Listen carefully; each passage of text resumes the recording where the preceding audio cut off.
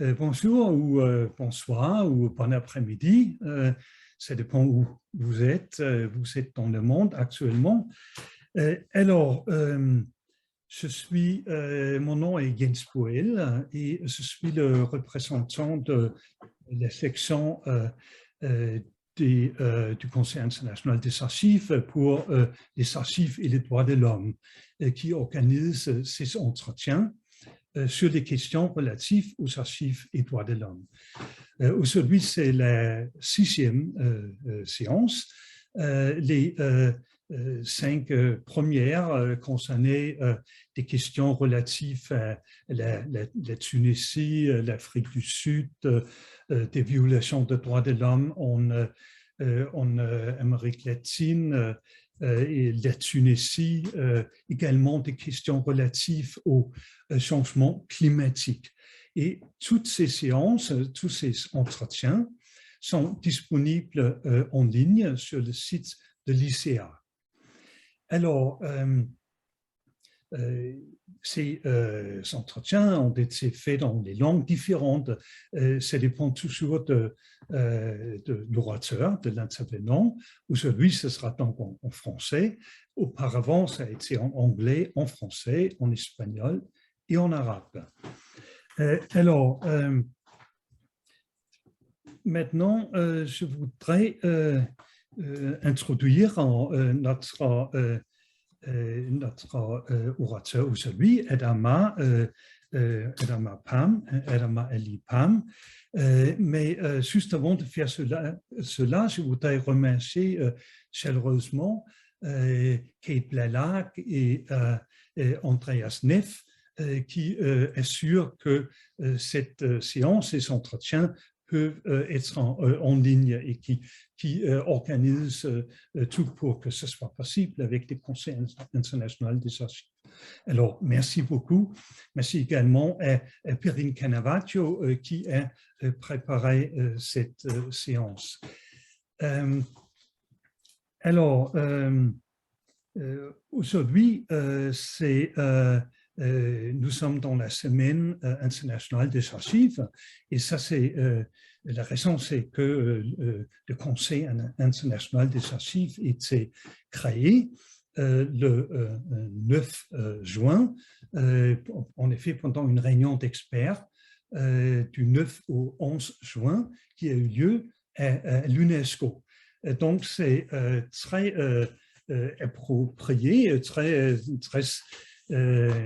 pertinent, en effet, que c'est le chef archiviste de l'UNESCO, Adama Ali Pam, que nous recevons aujourd'hui. Alors, Adama, je vais juste faire une brève introduction. Alors, Adama Ali Pam est archiviste paléographe, diplômé de l'École nationale de Chartres, et titulaire d'un doctorat sur l'histoire de la médecine. Il est, comme je disais tout à l'heure, actuellement le chef archiviste de l'UNESCO. Et avant cela, il était conservateur aux Archives nationales du Sénégal et Adama a également travaillé en tant qu'archiviste à la Banque centrale des États de l'Ouest, de l'Afrique de l'Ouest. En 2012, Adama alors été mandaté par le PNUD, le Programme des Nations Unies pour le développement, pour soutenir la Commission de la vérité et de la justice et de la réconciliation au Togo, de les soutenir dans leur mission qui était d'établir la vérité sur les graves violations des droits de l'homme pendant la période 1958 à 2005. Adama va nous parler de cette expérience et de cet exemple qui s'inscrit de façon très pertinente dans le combat international contre l'impunité. Alors, Adama, je vais te donner la parole. Tu as 40 minutes à sa disposition. Et ensuite, nous allons passer à des questions, réponses ou débats.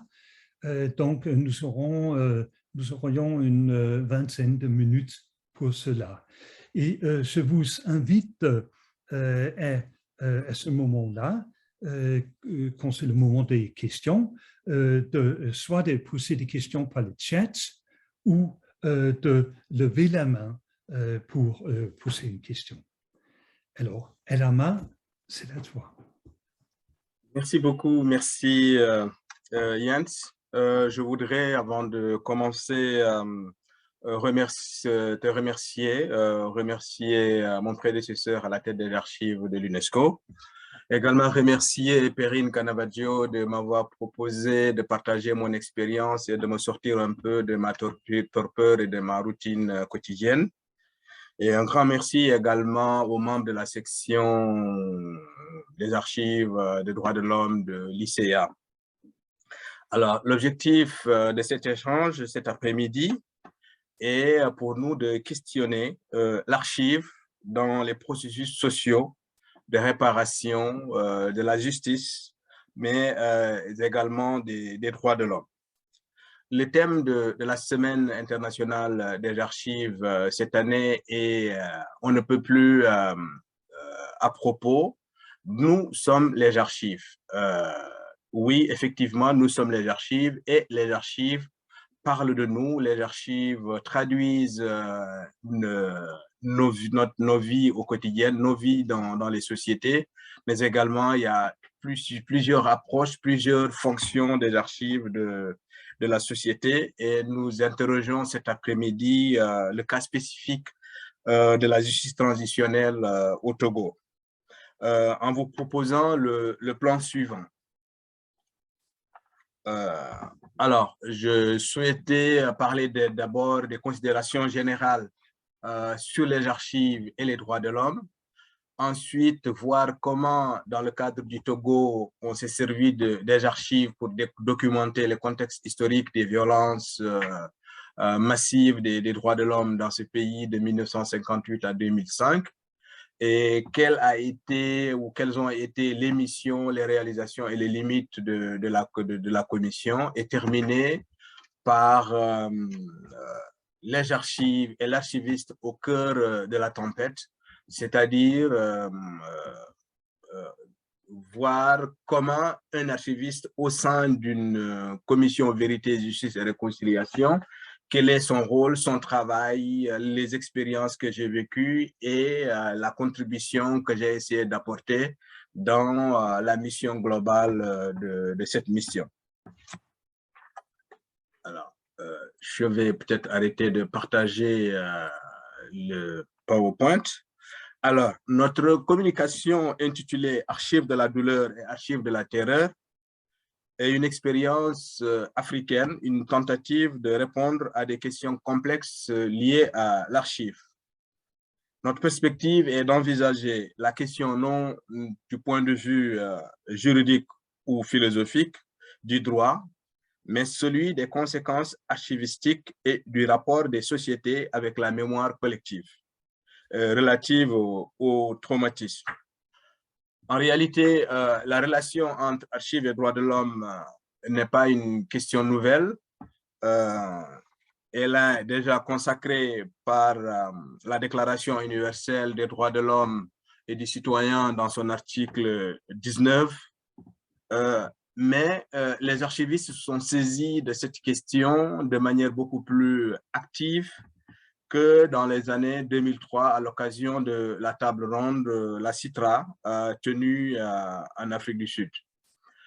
Alors, les années 90 ont ceci de particulier que ça coïncide avec plusieurs faits historiques, la chute du mur de Berlin, le discours de la Baule des années 90, la sortie progressive des sociétés africaines, des États africains, des régimes de multiparti, de partis uniques dans des transitions de multipartisme, mais également a été accompagné souvent par des violences, et beaucoup de pays se sont installés dans la durée, dans des violations massives des droits de l'homme.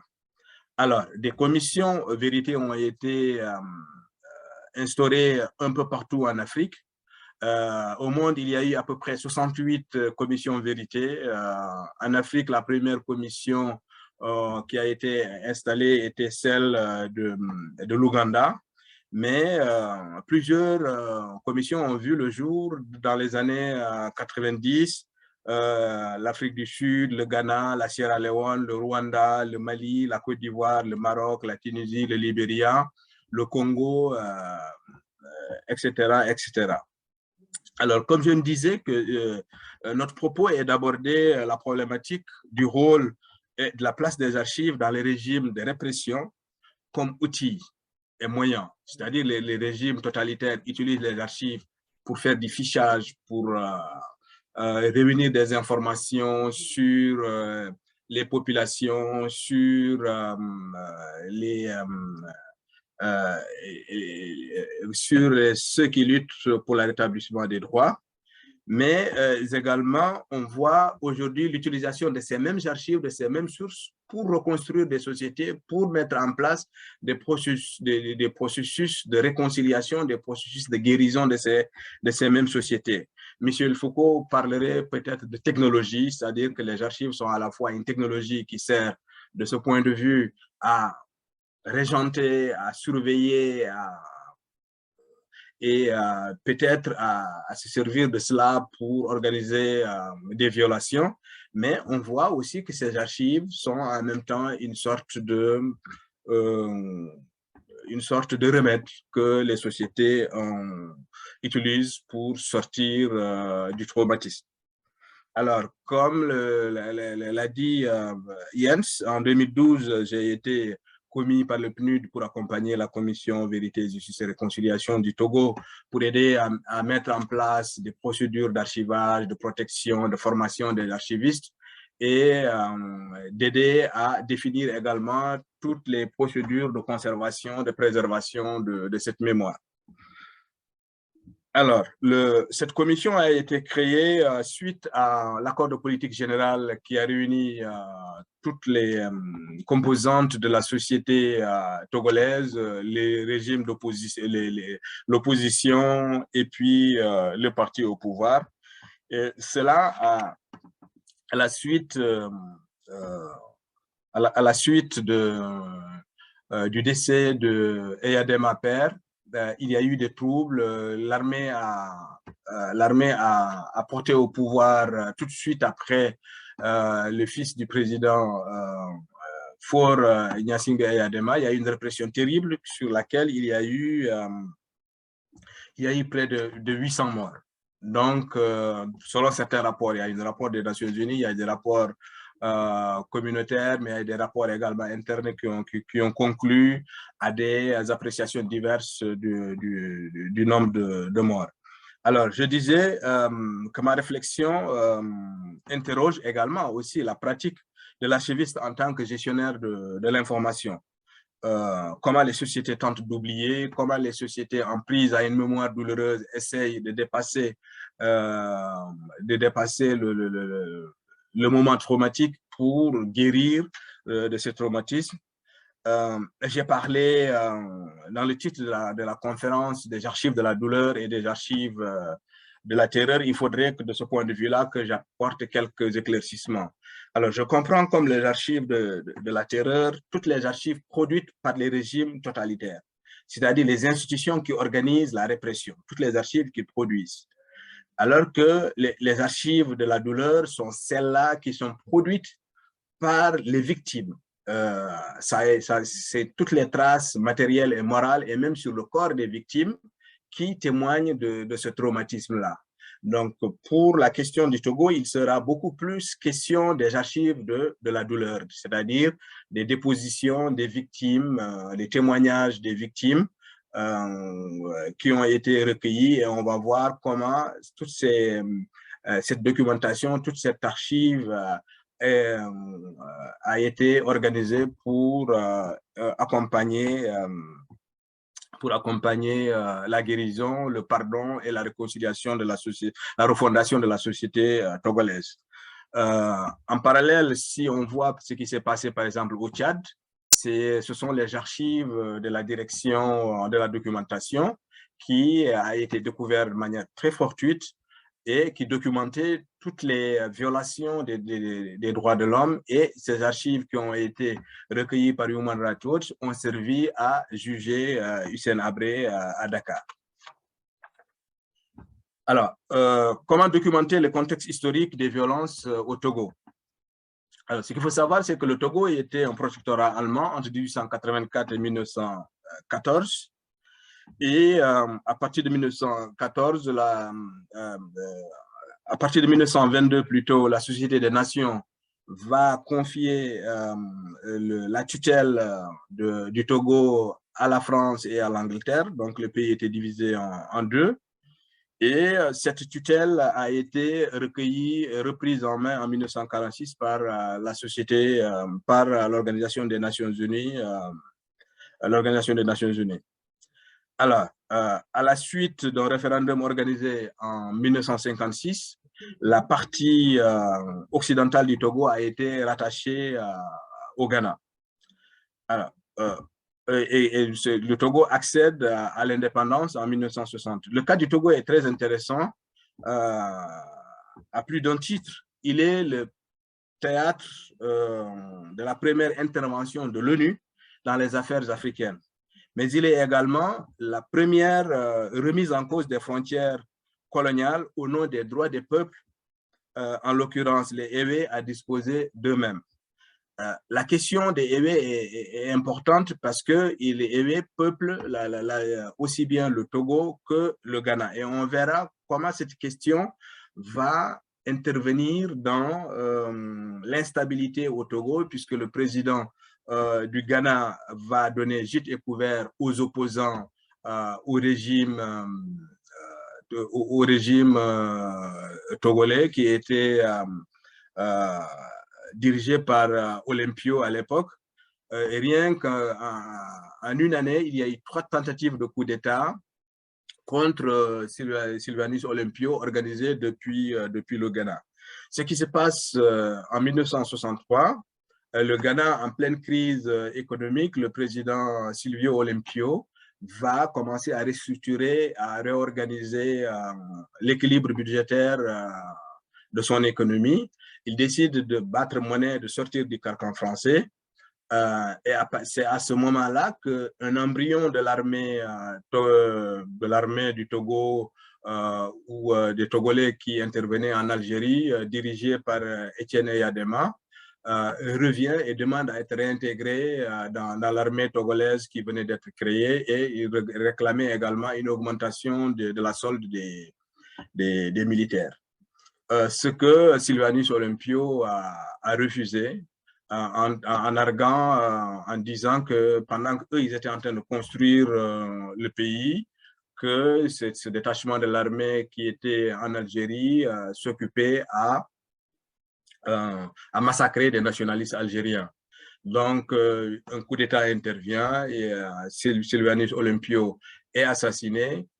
Étienne Eyadema met en place un pouvoir autoritaire et il favorise son ethnie qui est le Kabylie.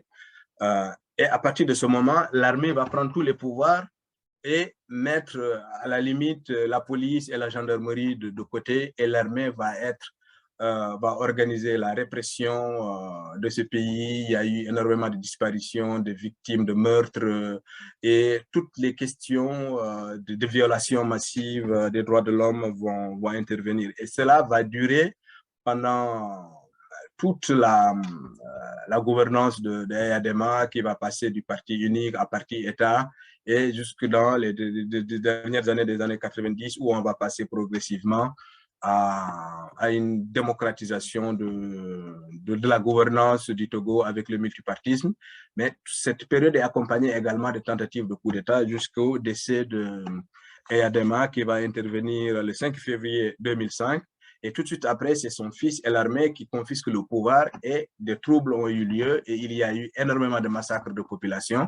C'est suite à ces massacres qu'il y a eu une mission des Nations Unies conduite par Doudou Diène et d'autres missions d'enquête qui ont été mises en place. Et la mission des Nations Unies va recommander au gouvernement togolais la création de la commission Vérité, Justice et Réconciliation.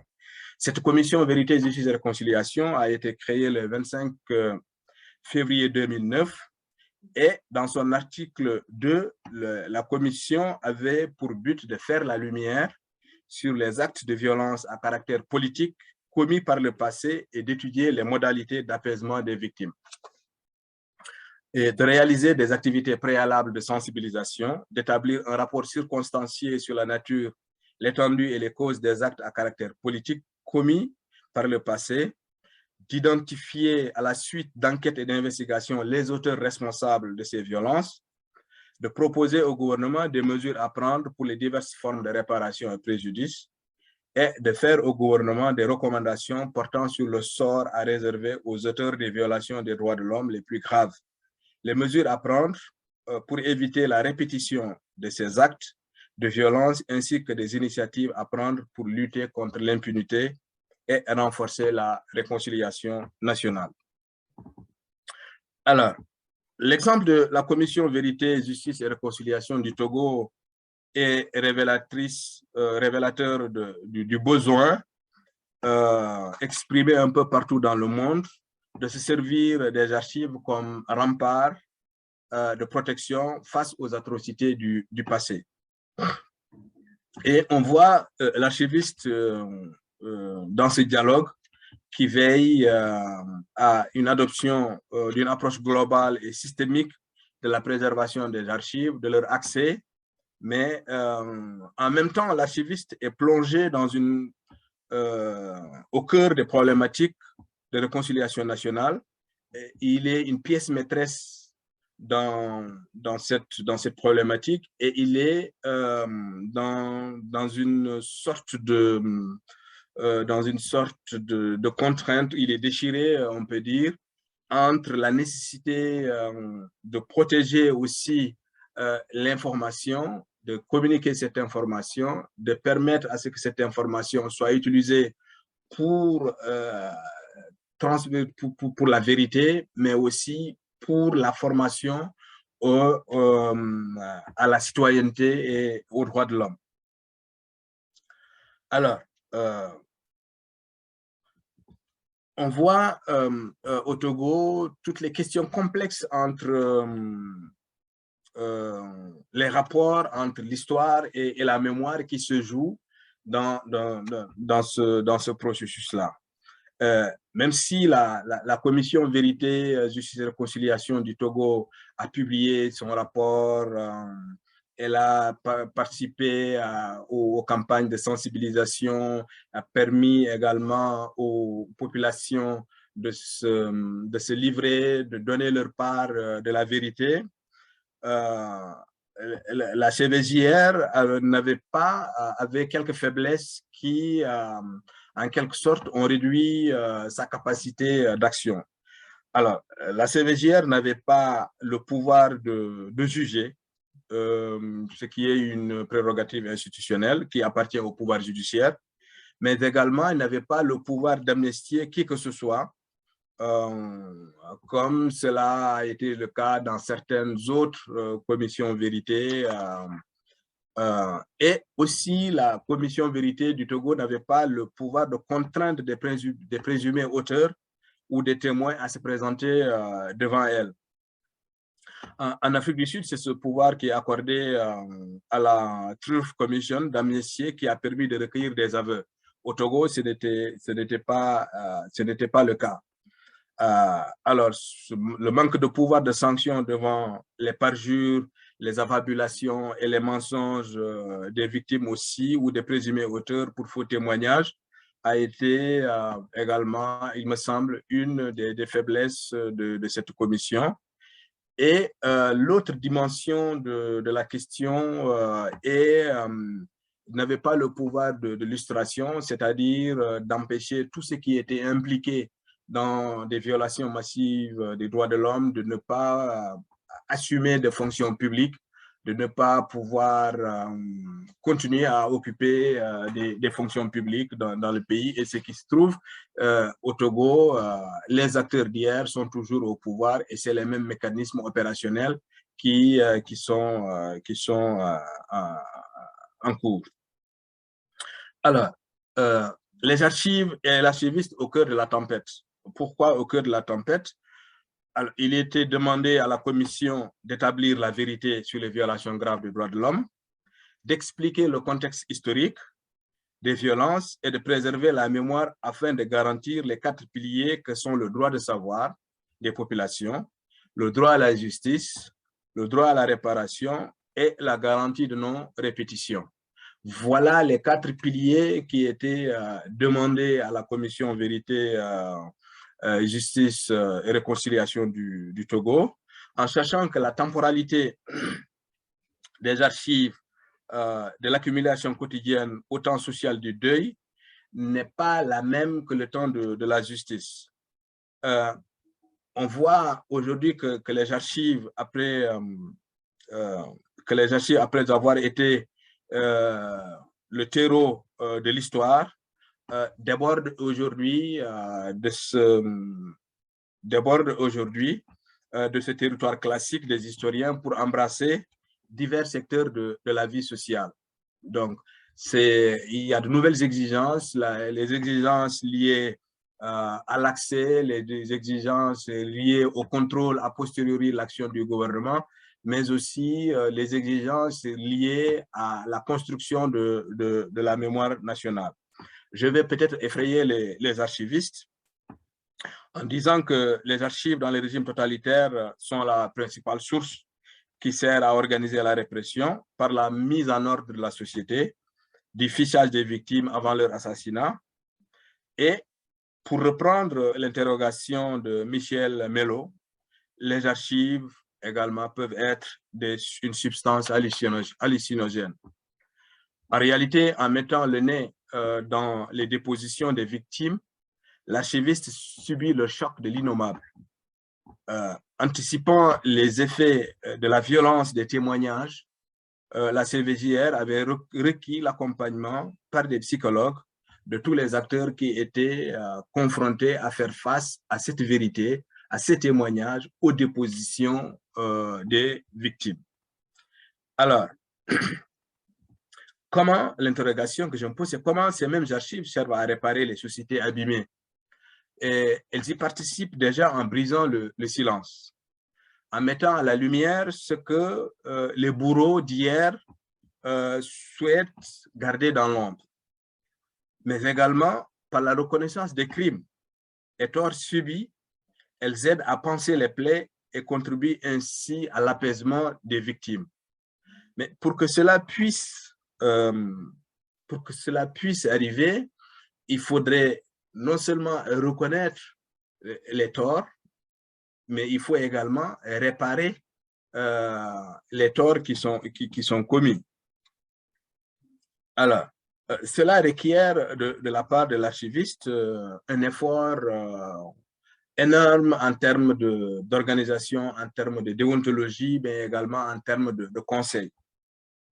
Nos propositions relatives à la gestion des archives ou à la gestion de cette mémoire-là ont été intégralement adoptées sur les 68 recommandations du rapport présenté au président de la République. Les 7 recommandations essentielles proposées dans la gestion de la mémoire ont été intégralement adoptées. Alors, les enjeux historiques et mémoriels que présentent ces archives et les risques qu'elles encourent se posent d'une manière très particulière. Ce qui se passe au Togo, à la fin de la commission, des travaux de la commission, la destination de ces archives s'est posée avec acuité. La question a été à qui confier ces archives. Il y a une crise de confiance, mais également les archives nationales du Togo n'était pas à mesure de recevoir ces archives en fonction, à cause de deux aspects essentiels. Le premier aspect, c'est qu'il y a une faiblesse institutionnelle des archives nationales du Togo, qui dispose de très peu de professionnels.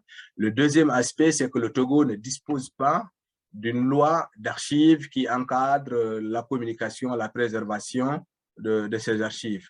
Et il y a, de ce point de vue-là, un risque que ces archives soient victimes de destruction volontaire ou de disparition tout court. Du coup, parmi les propositions retenues par la commission, c'était que ces archives-là soient conservées au niveau des bureaux du Haut Commissariat des droits de l'homme des Nations Unies à Lomé, au Togo, en attendant qu'un cadre définitif répondant aux critères normatifs de sécurité leur soit trouvé.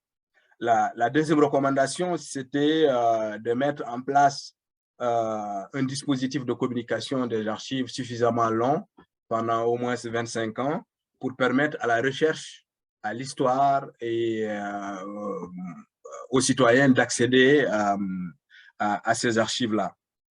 Et pour gérer ces archives, il avait été proposé également la création d'un collège de superviseurs, dont certains membres des commissaires, pour assurer le suivi et la gestion de ces archives, pour communiquer ces archives à l'institution judiciaire dans le cadre de l'instruction judiciaire des dossiers les plus compliqués, mais également pour se servir également de ces archives pour mettre en place des programmes de formation à la citoyenneté, à la paix et aux droits de l'homme au niveau des institutions scolaires. Il avait été également proposé au Togo d'introduire auprès de l'UNESCO pour l'inscription de ces archives dans les registres Mémoire du monde, pour donner plus de garanties et un regard de la communauté internationale sur ces sources de l'histoire du Togo. Alors, pour la recommandation numéro 65, on avait également proposé de mettre en place un règlement intérieur qui encadre tout cela, mais de mettre en place également une commission composée de juristes et d'archivistes pour réfléchir sur une loi sur les archives nationales du Togo, qui n'existait pas. En dehors de ces recommandations relatives à la gestion de la mémoire, on peut également citer toutes les questions liées à la gouvernance, le droit à la vie, le droit à la sécurité et à la liberté, les réformes institutionnelles, mais également la lutte contre l'impunité, l'enseignement des droits de l'homme à tous les niveaux, la liberté d'expression et l'érection de monuments et autres journées commémoratives. Il y a également la dimension de la prise en charge psychomédicale des victimes, surtout pour les femmes victimes de viol ou dans des familles qui sont bouleversées à la suite des assassinats ou des disparitions tout court. Et également de mettre la mise en place des mécanismes de réparation communautaire et collective.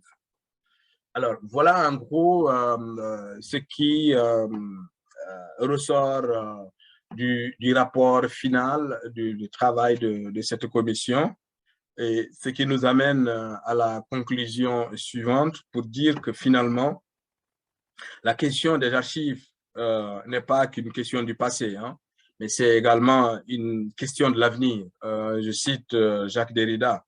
Le rôle et la place des archives dans les processus de réconciliation au Togo, en Afrique du Sud ou plus récemment en Côte d'Ivoire et au Mali confirme très largement cette thèse. Aujourd'hui, la quête de sens généralisée a pour effet un retour vers les identités, et les archives et le patrimoine en général constituent un territoire privilégié. On comprend alors aisément l'intérêt accordé aux archives témoignant des violations des droits de l'homme par les communautés concernées. Nous constatons enfin, avec Jules Michelet, que derrière le silence apparent des archives, il y a autre chose que la mort. Les archives ne sont pas que des papiers, ce sont des vies d'hommes et des vies de peuples. Dans le cadre des commissions Vérité, Justice et Réconciliation au Togo, l'usage des archives nous permet de savoir d'où nous venons, mais également, ils nous permettent également de savoir où nous ne voulons plus aller. Et c'est en ce sens que le travail qui a été mis en place par la Commission Vérité, Justice et Réconciliation du Togo est importante, et les différentes commissions également de l'Afrique du Sud, de la Côte d'Ivoire, ainsi que du Maroc, sont assez intéressantes de ce point de vue-là. Et il est important aujourd'hui qu'en Afrique, qu'on puisse avoir toute une réflexion holistique sur les questions des archives et des droits de l'homme, surtout qu'il y a en Afrique plus d'une vingtaine de commissions, dont aujourd'hui, au moment où je parle, une dizaine qui sont en activité pour permettre d'envisager la sauvegarde de ces archives afin de permettre de réconcilier les sociétés à elles-mêmes, de créer des sociétés plus justes, plus démocratiques et plus transparentes. C'est avec ces mots que je voudrais vous remercier et m'arrêter là. Et je suis à votre disposition pour échanger avec le public, avec les membres également du comité et des collègues. Merci beaucoup, Jens. Merci beaucoup, Adama, pour cet exposé passionnant. Et alors, je trouve que c'était particulièrement intéressant la manière dans laquelle tu as démontré les liens entre l'histoire de la société togolaise et toutes ces questions de la recherche de la vérité, le rôle des archives pour la commission pour la vérité et la réconciliation. Également, la complexité du rôle de l'archiviste. Et je suis sûr qu'il y a des questions de nos collègues. Bon, moi-même, j'ai un grand nombre de questions, mais alors je vais juste poser une question, juste pour lancer le débat. Alors, bon, enfin, ça c'est surtout pour éclaircir la suite qui a été donnée à tout ce travail dans la commission. Est-ce que tu peux nous dire quelques mots sur la manière dans laquelle les résultats des travaux de la commission et les archives, l'utilisation des archives et tout ce qui a été révélé au niveau des violations des droits de l'homme par les archives, comment est-ce que ça a été utilisé publiquement dans le domaine de l'éducation, par exemple, ou dans le débat public? Est-ce que tu vois une utilisation concrète des archives? Merci, Jens. Ce qui s'est passé au Togo est très intéressant. Je crois que la commission a permis de mettre un visage à la gouvernance du Togo de 1958 à 2005. Et ça a été une volonté de tourner la page. Et le président actuel, Faure Eyadema, a demandé publiquement pardon au peuple togolais pour l'action des différents chefs d'État du Togo depuis l'indépendance jusqu'en 2005 pour ne pas avoir pu ou su mettre en place, construire un pays qui va au-delà de l'ethnie ou des divisions ethniques. Et ça a été très apprécié. Et l'autre dimension des résultats de cette commission a été le début de mise en œuvre des programmes de réparation qui, il me semble, sont également importants. Mais quant à la mise,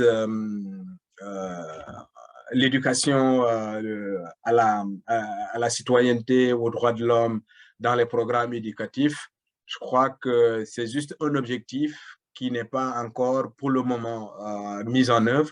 Mais ce qui est important dans le cadre du Togo, c'est que les Togolais puissent se parler, que la division extrême entre le pays, entre le nord et le sud, entre les ethnies ou entre la caporalisation de la vie politique par l'armée est remise en cause, et il y a une volonté, il me semble, d'aller de l'avant. Mais la grosse question, c'est la destination et la sauvegarde de ces archives qui, à mon niveau, je pense, nécessitent quand même, comment on appelle ça, un acte fort du pouvoir en place, en organisant déjà les archives nationales, en donnant des garanties de protection de ces archives, parce que ce qu'il faut noter, c'est que l'armée, à un moment donné, pendant les dépositions, était très remontée contre la commission. À un moment donné, l'existence même de la commission était menacée, mais grâce au leadership du président de la commission, qui est un religieux, qui est très respecté au Togo, a permis de faire continuer l'activité de cette commission-là.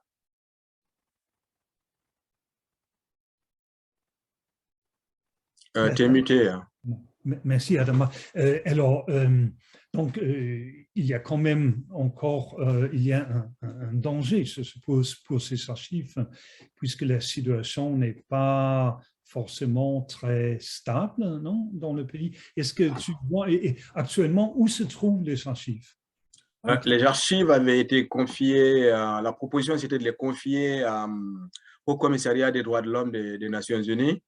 Comme on sait, en Afrique, les archives nationales de la plupart des pays n'ont pas cette capacité institutionnelle avec des archivistes bien formés, avec des conditions de conservation, de sécurisation des archives optimales. On a vu ce qui s'est passé en Ouganda. Les commissaires ont tous été assassinés les uns à la suite des autres. Au Zimbabwe, c'est le rapport qui a été subtilisé, volé. L'Afrique du Sud, heureusement, je pense, c'est l'un des exemples qui est quand même assez intéressant. Ces archives ont été confiées aux archives nationales, et je crois qu'au Maroc également, les instances éthiques, vérité, je pense comme ça que ça s'appelle, la commission marocaine, ont déposé leurs archives aux archives nationales. Donc, les cas de figure sont très différents au Togo, où aux archives nationales, en 2012, il n'y avait que 2 archivistes professionnels. Donc, la situation est complexe. Il n'y a pas de loi d'archives, et le risque que ces archives, une fois déposées là-bas, puissent disparaître, ou qu'ils soient accessibles de manière malencontreuse de manière indue pour créer un cycle de violence. Parce que le risque également avec ces archives, c'est que la tentation de la vengeance contre les anciens bourreaux nous remette dans un cycle de violence sans fin. Tout à fait. Juste pour terminer cette question, alors pour l'instant, bon, il y a une recommandation, il y a des propositions, mais concrètement, les archives n'ont pas encore été transmis aux Nations Unies, ou à ce bureau des Nations Unies, ou à Lomé, ou oui. Est-ce que c'est le cas? Est-ce que Je crois que la commission, elle a terminé son travail. Comme vous le savez, les commissions n'ont pas vocation, elles sont circonscrites dans un délai. La commission a été, je crois que même il y a eu plus 2 ou 3 fois où le mandat de la commission a été élargi jusqu'à ce qu'il dépose finalement le rapport. Je pense que les archives sont au niveau du Haut Commissariat des droits de l'homme. Merci beaucoup, Adama. Et alors, je voudrais demander aux participants si vous avez des questions, de lever la main ou de l'écrire dans le chat. Oui, je vois que Perrine pose une question. Elle voudrait, Perrine Canavaggio voudrait savoir, elle demande, est-ce qu'il y a eu des enregistrements audiovisuels? Oui, il y a eu des enregistrements audiovisuels en in camera, comme il disait, c'est-à-dire à huis clos. Il y a eu des témoignages des audiences publiques, mais également il y a eu d'autres documents, des photos, des lettres, des courriers et puis des dépositions tout court qui ont été recueillies par les enquêteurs. Donc, c'est véritablement toute une série de documents divers, audiovisuels, textuels, photographiques qui ont été réunis. Je disais que dans ma présentation, que les archives peuvent être parfois une substance hallucinogène. Pourquoi? Parce que les témoignages sont parfois tellement violents, tellement poignants, qu'il a fallu pour certains être accompagnés psychologiquement pour faire face à toute cette violence, à toute cette voilà, toute la violence que l'archiviste, que les enquêteurs auxquels ils faisaient face. Donc voilà, en fait, il y a toute une série différentes typologies documentaires. Ce que j'ai pas dit, c'est que ces documents avaient été numérisés. Et la recommandation que j'avais faite, c'était de ne jamais mettre ces archives dans le réseau pour éviter les risques de hacking et de vol tout simplement de ces données. Et en effet, Adama, concernant le rôle des archivistes, parce que tu as également dit que l'archiviste est un peu au cœur de la tempête. Alors, est-ce que toi-même, dans ton propre expérience, quand tu travaillais pour le PNUD, pour aider la commission, est-ce que tu as subi des pressions politiques, ça veut dire, ou est-ce que tu as vécu toi-même des tensions, des conflits liés à tous les problèmes concernant les travaux de la commission et l'utilisation des archives? Non, personnellement, en tant que consultant, j'étais pas dans, je ne faisais pas l'objet de pression, mais du point de vue déontologique, en tant qu'archiviste, la nécessité de garantir l'accès, mais également la nécessité de rendre toute cette histoire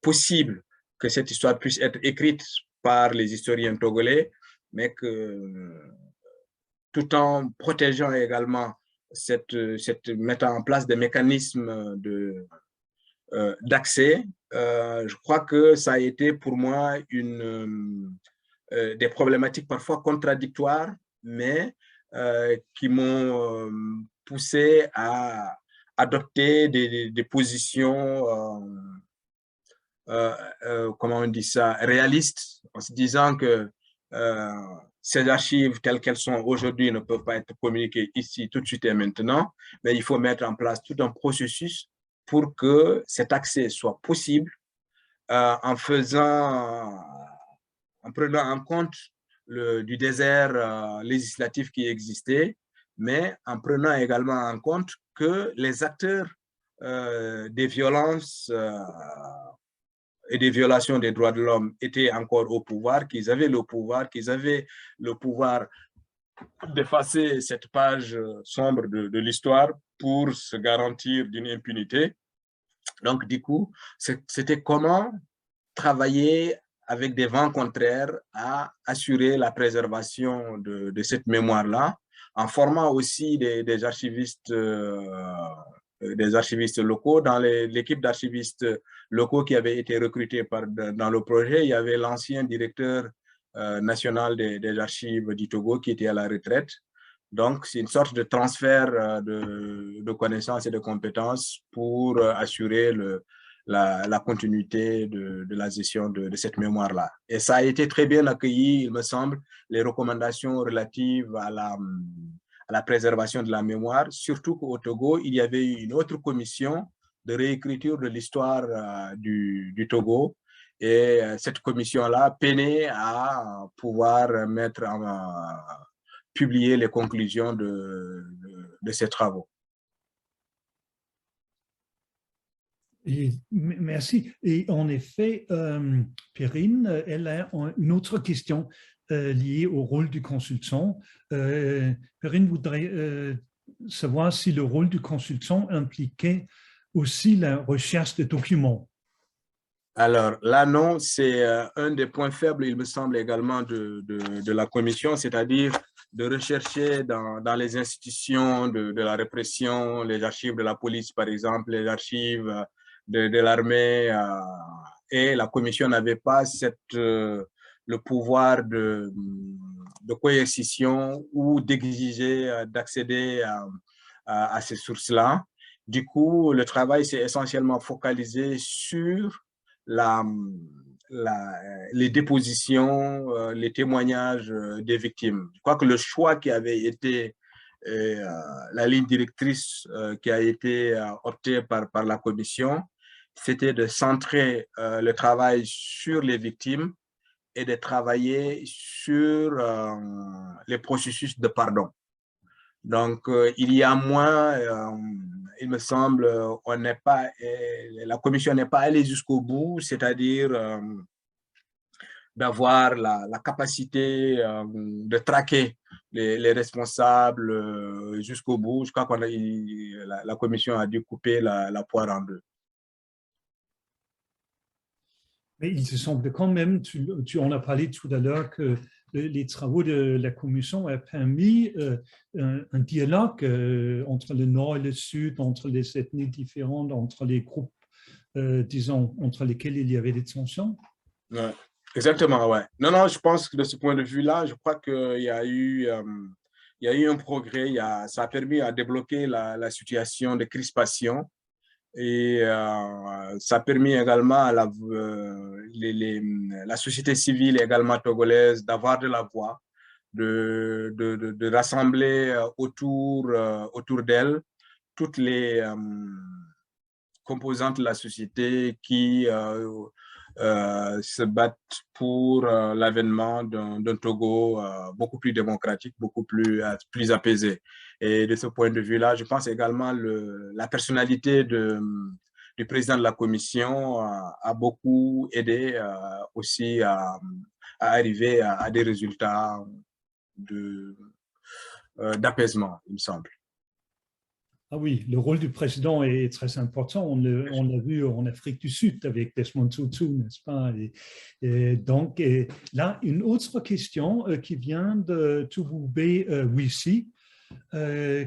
Alors, la question c'est, y a-t-il un accompagnement aujourd'hui de la part des Nations Unies vis-à-vis du Togo pour une organisation des archives nationales afin que les archives produites aujourd'hui puissent être bien conservées? Alors, le Togo a véritablement été accompagné par la communauté internationale dans ce projet-là.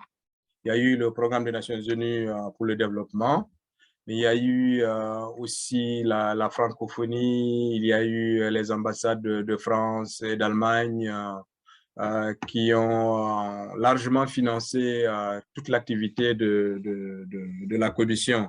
Et la commission, le PNUD, la commission des droits de l'homme est toujours accompagne toujours le Togo dans cette phase de transition. Très bien. Alors, bon, dans ta conclusion tout à l'heure, parmi disons, des perspectives pour l'avenir que tu as soulignées, alors, que tu as mis en valeur, il y avait la nécessité en Afrique en général de discuter, de se rendre compte des questions liées aux archives et les droits de l'homme. Quelles sont les leçons principales de l'expérience de Togo que tu penses pourraient être utiles pour l'Afrique dans son ensemble? Est-ce qu'il y a quelques leçons à tirer en particulier? Oui, je pense que, comme je disais, il y a une faiblesse structurelle et institutionnelle des archives dans les pays africains. où la priorité, ce n'était pas forcément les archives. Et comme je disais, il y a eu en Afrique depuis ces dernières années, avec les tables rondes nationales, avec dans des périodes de transition où l'Afrique est massivement a été prise dans des troubles. Hein. Ça va du Rwanda jusqu'au Mali actuel, qui a d'ailleurs, il me semble, mis fin à la commission Vérité et réconciliation. Donc, toutes ces archives, toutes ces expériences, il me semble, doivent être capitalisées. Il doit y avoir toute une réflexion qui doit être prise en compte, en charge par les archivistes africains, avec l'accompagnement également de la communauté internationale des archivistes. Par exemple, la commission togolaise a beaucoup servi d'exemple à la commission de la Côte d'Ivoire qui avait été mise en place. Ils ont également fait des missions, cette même commission du Togo avait fait des missions en Afrique du Sud pour voir comment tout cela se passait.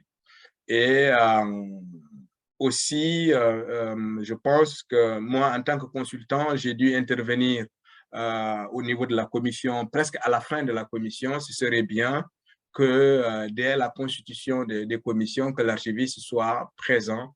Ça, c'est un peu des retours d'expérience qui soient déjà présents au moment de la constitution de l'équipe d'enquête pour avoir un accès beaucoup plus pour la recherche dans les archives, mais également pour la préservation, l'organisation des archives de la commission et de leur transmission. Donc, je pense que c'est en termes de perspective, c'est quelques pistes de réflexion qui peuvent être naturellement élargies et renforcées. Il y a toute une réflexion, il me semble, qui doit être faite. Oui, tu parlais de la mémoire du monde. Est-ce que là, on s'approche de la fin, mais je voudrais également te demander, est-ce que tu vois un rôle pour l'UNESCO dans ce contexte? Alors, je veux dire, pour effectivement soutenir les archives en Afrique, au Togo en particulier, et en ce qui concerne l'utilisation des archives pour soutenir les droits de l'homme. Par exemple, cette question d'inscrire ces archives de Togo, de la Commission, dans le registre international de la mémoire du monde, est-ce que ça a fait du progrès? Est-ce que ça a été fait concrètement? Est-ce que ça reste une possibilité? Alors, je pense que techniquement, c'est une possibilité, mais je ne vois pas un début de réalisation de cette recommandation-là. Mais elle serait intéressante dans la stratégie également de l'organisation, surtout dans la protection des archives en danger en Afrique, mais mettre cela en perspective également dans tous les programmes de réécriture de l'histoire de l'Afrique, mais aussi avec les questions tout simplement de droits de l'homme et de transformation positive des sociétés avec, en utilisant la mémoire, le patrimoine, l'histoire comme fonction essentielle dans ces stratégies-là. Et de ce point de vue-là, je pense que ce serait intéressant qu'il y ait en Afrique une stratégie globale, pas au cas par cas, mais de voir comment on peut définir au niveau de l'organisation toute une stratégie autour des archives en fonction des trois dimensions, archives et gouvernance, archives et patrimoine, mais aussi archives et droits de l'homme. Ce serait une perspective assez intéressante qui pourrait également être prise en compte par le Conseil international des archives. Donc, ça, c'est une invitation au Conseil et je pense que c'est une belle conclusion de notre rencontre. Et alors, donc, je voudrais te remercier chaleureusement, Adama. Je trouve que c'était vraiment une c'était passionnant et on a pu faire un tour d'horizon avec Togo comme exemple, mais aussi avec plein d'autres perspectives. Merci beaucoup, Adama. Moi qui vous remercie. Et, ces entretiens, alors donc aujourd'hui, comme je disais au début, c'est la sixième séance de ces mardis pour les archives et les droits de l'homme. Alors je rappelle que ces entretiens ont lieu tous les premiers mardis du mois, tous les 2 mois. Et donc la prochaine fois, ce sera le 2 août, le mardi 2 août, à 16h, temps Europe centrale, c'est-à-dire Paris ou et Amsterdam, puisque notre orateur le 2 août sera Peter Horsman, qui est un archiviste, un collègue néerlandais, qui va parler des archives de Gacaca, donc de Rwanda, que tu as également mentionné aujourd'hui, Adama. Alors, donc, au rendez-vous, alors, ça sera en anglais la prochaine fois. Un jour, ce sera peut-être possible de faire des traductions simultanées. Pour l'instant, nous n'avons pas de fonds pour ça.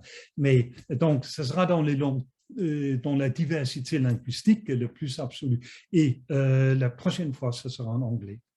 Bon, mais merci. Merci beaucoup. Merci. Bon après-midi. Bon après-midi. À bientôt. Au revoir. Bonne soirée.